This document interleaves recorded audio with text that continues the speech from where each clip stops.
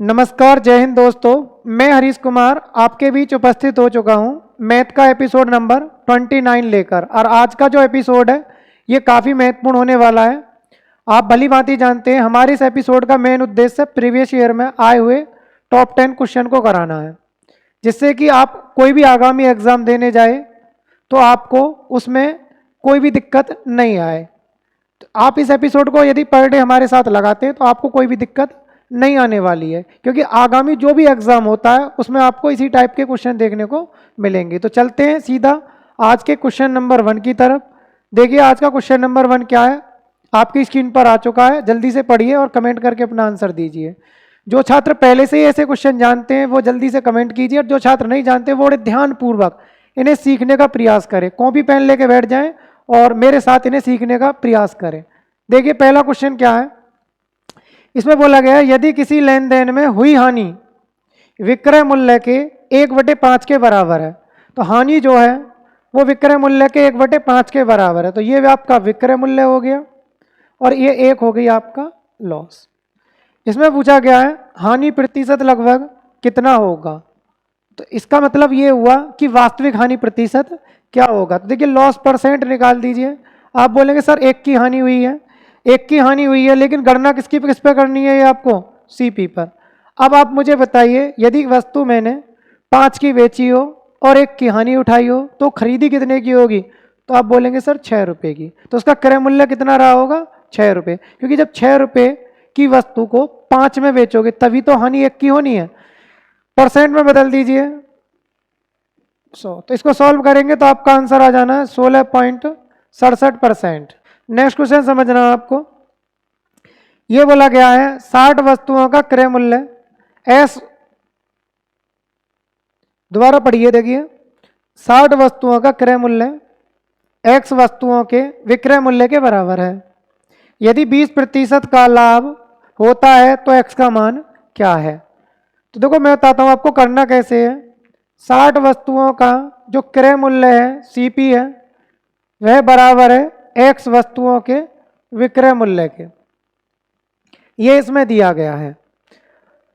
अब देखिए अगर मैं यहाँ पे बात करता हूँ तो देखो ये बोला 20% का लाभ होता है। ये 20% का मतलब बताइए। तो आप बोलेंगे सर 20% का जो मतलब होता है वो होता है 1/5। भाई 20/100 करेंगे तो 1/5 आ जाना है। अब 20% का क्या हुआ, ये लाभ, तो 5 पर 1 का लाभ हुआ अर्थात 6/5। तो ये वैल्यू जो आई 5 तो हो गया ये सीपी, और ये 6 जो आया ये क्या है आपका एसपी। तो देखो सीपी और एसपी का रेशियो आ गया, वो वैल्यू यहाँ रख दीजिए। सीपी की वैल्यू कितनी रखेंगे 5, तो ये बनेगा 60 गुणा 5 बराबर एक्स गुणा एसपी का मान कितना आया 6, वो यहाँ रख लीजिए। काट पीट करिए, देखो 6 से काटेंगे तो 10 बार, तो एक्स का जो मान आ जाना है वो आ जाना 10×5 = 50। ऑप्शन नंबर सी इसका क्या जाएगा करेक्ट आंसर। बहुत ही अच्छा क्वेश्चन था ये। नेक्स्ट क्वेश्चन समझिए। अब नेक्स्ट क्वेश्चन कैसे करना है हमें, देखिए इसका जल्दी से कमेंट करके आंसर दीजिए क्या आएगा। जो छात्र जानते हैं जल्दी से कमेंट कीजिए इसका आंसर क्या आएगा। तो इसमें बोला है पी 1200 रुपये में खरीदी गई एक वस्तु को क्यू को 15% लाभ पर बेचता है। तो देखिए पी द्वारा क्यू को जो वस्तु बेची गई है वो 15% लाभ पर अर्थात 115/100। सॉल्व करेंगे तो ये आपका आ जाना है 1380 रुपये। 1380 रुपये में पी ने यह वस्तु किसको दी है, क्यू को। अब देखिए यहाँ समझिए क्यू के पास वस्तु कितने की है, वो 1380 रुपये की, और यह वस्तु किसको दी है, क्यू ने किसको दी है ये वस्तु आर को। कितने रुपए में दी है 1449 रुपये में। तो 1449 रुपये में क्यू ने आर को वस्तु दे दी है। तो ये बताइए लाभ होगा या हानि। तो आप बोलेंगे यदि 1380 की वस्तु 1449 रुपये की जाती है तो क्या होगा लाभ। लाभ कितने का होगा, इसमें से इसको घटाएंगे तो ये 9 आएगा, 14 में से 8 घटाएंगे तो ये कितना आएगा 6 आएगा। तो ये आ जाना 69 का। तो लाभ परसेंट निकालिए, प्रॉफिट परसेंट बराबर 69 का जो लाभ हुआ वो किस पे हुआ 1380 पर, परसेंट में बदलेंगे तो गुणा 100। काट पीट करिए तो देखिए इससे काटेंगे तो कितनी बार आ जाना है 20 बार। 20 का भाग देंगे 100 में तो ये कितना आना है 5। तो इसका 5% क्या आ जाएगा आंसर। ऑप्शन नंबर सी इसका क्या आ जाएगा, करेक्ट आंसर। तो ये क्वेश्चन आपकी समझ में आ गया होगा। नेक्स्ट क्वेश्चन समझना अब आपको, इसका आंसर बताइए क्या आएगा, जल्दी से बताइए इसका आंसर क्या आएगा। पढ़िए और जल्दी करिए, कमेंट कीजिए इसका आंसर क्या आएगा। तो देखो मैं पढ़ के बता देता हूं आपको। पी क्यू को एक वस्तु 5% हानि पर बेचता है तथा क्यू आर को यह वस्तु 20% हानि पर बेचता है। यदि आर वस्तु के लिए 2812 रुपये चुकाता है तो पी के लिए क्रय मूल्य क्या था। तो देखो करना कैसे है, मान लीजिए पी के लिए क्रय मूल्य पी है, ठीक है। तो पी ने क्या किया है, 5% हानि पर आर को दी है, तो 95/100, पी का 95/100 हो जाना है। तो इतने रुपए की जो वस्तु ये गई है, किसके पास गई है, ये क्यू का मान आ जाना है।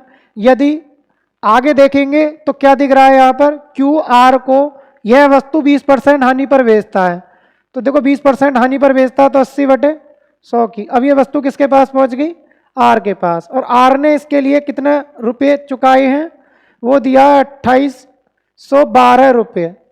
सॉल्व कर दीजिए इसको। देखिए करना कैसे है, 5 से काटेंगे तो ये 19 बार, और 5 से कट गए 20 बार। 20 से काटिए, 20 चौक 80, 20 से कै बार कट जाएगा, 5 बार। अब देखिए मैं इसको किससे काटूंगा, 19 से। 19 से अगर मैं इसको काटता हूं तो 19 से काटेंगे तो ये कटेगा आपका 148 बार। तो 19 से काटेंगे तो 148 बार कट जाना है। अब 4 का भाग दीजिए इसमें, देखिए 4 से काटिए तो 4 तिया 12, 4 तिया 12 और 4 सत्ते 28, तो ये कट जाना आपका 37 बार। तो पी का जो मान आएगा वो आएगा आपका 37 गुणा 20 पंजे 100 की गुणा कर दीजिए, तो ये उत्तर आ जाना है 3700। चेक करिए 3700 किस ऑप्शन में दिया है, ऑप्शन नंबर ए। तो पी के लिए इसका क्रय मूल्य कितना था, 3700 रुपये। नेक्स्ट क्वेश्चन समझना है अब आपको, ये आपकी समझ में आ गया होगा। देखिए बताइए इसका आंसर क्या आएगा। देखो बहुत ही अच्छा क्वेश्चन है, ऐसा क्वेश्चन पूछा जाता है, ये आपका 2017 में यूपी दरोगा वाले पेपर में आया हुआ है। करिए कैसे करना है इसका आंसर। तो देखो मैं आपको लिख के बता देता हूं पहले इसको। ये लिखा हुआ है 0.08 का वर्ग प्लस 0.74 का वर्ग प्लस, देखो दशमलव से पहले 0 लिखो, लिखो ना लिखो कोई फर्क नहीं पड़ता इधर वाली, प्लस 0.084 का होल वर्ग बटे नीचे जो दिया गया वो दिया गया 0.008 का वर्ग प्लस, आगे देखिए प्लस 0.074 का वर्ग प्लस ये जो दिया गया है, फिर दिया गया 0.0084 का होल वर्ग। ये आपको मैंने लिख दिया अलग। अब करिए इसका आंसर क्या आएगा। तो देखिए हमें करना कैसे होगा, ऐसे सवाल में अगर मैं आपको एक क्लू बताता हूं समझना, अगर इसमें दशमलव नहीं होता तो बताइए ऊपर की संख्या नीचे की संख्या क्या है, बिल्कुल सेम है। अगर इसमें दशमलव नहीं होता तो ऊपर की संख्या नीचे की संख्या क्या, बिल्कुल सेम। तो इसका मतलब इससे पूरी बार कट के कितना आंसर आता, 1। लेकिन खेल किसका है इसमें, दशमलव का। तो आप कोई सा भी पद देख लीजिए, चाहे पहला पहला देख लीजिए, चाहे दूसरा दूसरा, चाहे तीसरा तीसरा। अगर मैं इसको सॉल्व करता हूं तो देखिए दशमलव के क्या स्थान है, 1 2 3, तो इसमें कितने आने हैं, 3 दूनी, दशमलव के क्या स्थान आने हैं इसमें, 6। अगर मैं इसको सॉल्व करता हूं तो देखिए कितने स्थान है दशमलव के, 1 और 1 2, तो 2 दूनी 4 स्थान आने हैं। तो हर स्थान में से यदि 6 में से मैं अंश स्थान घटाऊं 4, तो रिजल्ट कितना आया, +2। अगर ये रिजल्ट +2 आता है तो इसका मतलब हुआ 100। इसका मतलब क्या हुआ, 100। या आप कह सकते हैं अगर पॉजिटिव आता है तो गुणा 10 की पावर 2, 10 की पावर 2, तो 10 धाम 100 एकम 100। तो इसका राइट आंसर क्या आ जाना है, 100। सपोज करो ये माइनस के आता तो इसका मतलब होता 1 गुणा 10 की पावर -2। तो इसको मैं कैसे लिख सकता था, नीचे ले जाता 1 बटे 10 की पावर 2 अर्थात 1 बटे 100। लेकिन किस में आया ये आपका, पॉजिटिव। पॉजिटिव आया तो सीधा आंसर हमारा क्या आ जाना है, 2 का मतलब 10 की पावर 2 की गुणा और 1 में कर देंगे, उत्तर आ जाना है 100। चेक करिए 100 कौन से ऑप्शन में दिया, ऑप्शन नंबर ए। चाहे आप इससे चेक कर लीजिए, देखो 4 दूनी 8 स्थान और 3 दूनी 6 स्थान, तो 8 में से 6 घटाएंगे तो क्या बचेगा, +2। लेकिन ध्यान रखना हर स्थान माइनस अंश स्थान। नेक्स्ट क्वेश्चन देखिए, इसमें बोला गया है सबसे बड़ी 4 अंकों वाली संख्या क्या है जो 15, 25, 35 में से प्रत्येक द्वारा विभाज्य करने योग्य है। काफी अच्छा क्वेश्चन है, जल्दी से कमेंट कीजिए और इसका आंसर क्या आएगा देखिए हम जानते हैं 15 का मतलब होता है 3 गुणा 5, तो इसका मतलब 3 का रूल और 5 का रूल। 25 का रूल आप जानते हैं, 25 का रूल होता है जिसके अंतिम 2 अंक 25 से पूर्णतः व्यक्त हो जाए वह 25 से पूर्णतः व्यक्त होगी। तो देखिए सारे ही ऑप्शन ऐसे हैं जिसके अंतिम 2 अंक 25 से पूर्णतः व्यक्त हैं। तो मैं क्या लगाऊंगा यहाँ, 3 का रूल चेक करूंगा। तो देखो 3 का रूल क्या होता है, अंकों का योग 3 से पूर्णतः व्यक्त होना चाहिए। तो देखो अंकों का योग यदि 3 से पूर्णतः व्यक्त होना चाहिए तो देखो 3 से 9 भी कट गया, 9 भी कट गया, 7 5 12 ये भी कट गया। इसका मतलब ये आपका राइट आंसर हो सकता है। इधर देखिए 9 कट गया, 9 कट गया, 5 और 2 7, ये 3 से नहीं कटेगा, तो ये ऑप्शन आपका आंसर नहीं होगा। इसे देखिए 9 कट गया और 7 और 5 12 भी 3 से कट गया, क्या 8 3 से कट जाएगा, नहीं कटा, तो इसका मतलब ये भी ऑप्शन हमारा राइट आंसर नहीं होगा। देखिए 9 3 से कट गया, 8 और 2 10 और 5 15 भी 3 से कट जाएगा, तो ये भी ऑप्शन हमारा राइट आंसर हो सकता है। तो हमने देखा 3 का रूल और 5 का रूल इसमें भी फॉलो हो रहा है, इसमें भी फॉलो हो रहा है, ठीक है। 25 से ये भी कट रहा है, 25 से ये भी कट रहा है, तो बचा कौन है 35। 35 का मतलब होता है 5 गुणा 7। तो हम चेक करेंगे 7 से कौन सी संख्या पूर्णतः व्यक्त है इन दोनों में, और इन दोनों में भी ध्यान रखना कौन सी चेक करनी है सबसे पहले, बड़ी से बड़ी। तो इनमें बड़ी से बड़ी कौन सी है ये, तो 7 का भाग दीजिए। देखो 7 का भाग दूंगा तो 7 एकम 7 बचेगा 2, 29 7 चौक 28 बचेगा 1 17, 7 दूनी 14 बचेगा 3, 35 7 पंजे 35, तो ये आपका 7 से भी क्या हो गया पूर्णतः व्यक्त। तो इसका राइट आंसर क्या जाना, option number 1 correct answer. Next question समझिए, अब काफी अच्छा क्वेश्चन है, ऐसे क्वेश्चन को हमेशा ऑप्शन से कीजिए। नेक्स्ट क्वेश्चन देखिए, इसमें बोला गया 840, देखिए 840 बटे एक्स, 960 बटे एक्स क्या है, ये दोनों धनात्मक पूर्णांक है। आप जानते हैं धनात्मक पूर्णांक क्या होते हैं आपके, 1 2 3 4, ये सब क्या होते हैं आपके धनात्मक पूर्णांक। तो ये कह रहा है और इसीलिए भी है, तो x का अधिकतम संभव मान क्या है, तो इसमें x का अधिकतम संभव मान निकालना है, जिससे कि इसका मतलब ये x का अधिकतम संभव मान क्या होना चाहिए, इसमें भी भाग दो इसमें भी भाग दो, तो चीजें कैसी आनी चाहिए, पॉइंटों में ना आकर 1 2 3 4 5 इनमें से ऐसा कोई भी नंबर आ जाए। तो आप बोलेंगे सर ऐसा नंबर क्या होगा बड़े से बड़ा, तो वो होगा इन दोनों का मैस है। तो मैं क्या निकालूंगा, इन दोनों का HCF। अगर मैं इन दोनों का HCF निकालता हूं तो कैसे निकालेंगे, इन दोनों में अंतर करिए, अंतर कितने का आया 120 का, अंतर कितने का आया 120 का। 120 से चेक करिए ये कट रहा है, तो आप बोलेंगे 0 से 0 कट गया, 12 से 84 कट जाता है, ठीक है, 0 से 0 कट गया, 12 से 96 कट जाता है, कट जाता है। तो कहने का मतलब इसका HCF कितना है 120। तो हम समझ गए x का जो मान होगा, x का जो अधिकतम मान होगा वो क्या होगा आपका 120। ऑप्शन सी इसका क्या आ जाएगा करेक्ट आंसर। नेक्स्ट क्वेश्चन देखिए, इसमें बोला गया है a और b का योग क्या है। देखो बहुत ही अच्छा क्वेश्चन है, जल्दी से कमेंट करके बताइए इसका आंसर क्या आएगा। 30 सेकंड का आपको समय मिलता है, जो छात्र महारथी हैं वो जल्दी से इसका आंसर बताइए क्या आएगा, जल्दी से आंसर करिए, मैं वेट कर रहा हूं आपके आंसर का, कमेंट कीजिए क्या आएगा इसका आंसर। ये सोच लीजिए 101 रुपए का क्वेश्चन है, जल्दी से बताइए इसका आंसर क्या आएगा, बताइए क्या आएगा।